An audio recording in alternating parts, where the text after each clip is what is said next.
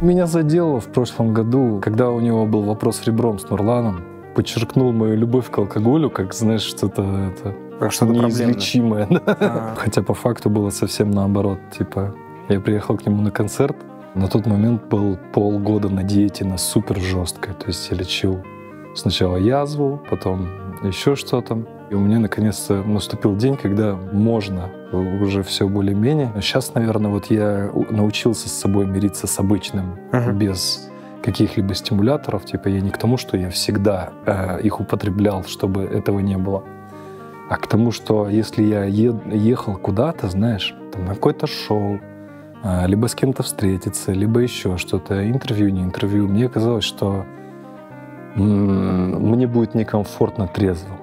Просто-таки потому, что вот легче как-то вот так вот. И я туда по привычке поехал, взял с собой бутылочку водки, просто чтобы сидеть, никому настроение не портить. У меня в пакете батон и кефир. Причем батон не обычный, а цельнозерновой, как надо, типа, чтобы для желудка все хорошо было. Вот. Из-за того, что, наверное, давно не виделись, и он увидел меня на газе таким всегда припевающим. И тут я приехал такой, мне кажется, у него создалась картина, что я такой прям сильно жесткий, да. А я наоборот, я такой редко, но метко просто, типа, и все.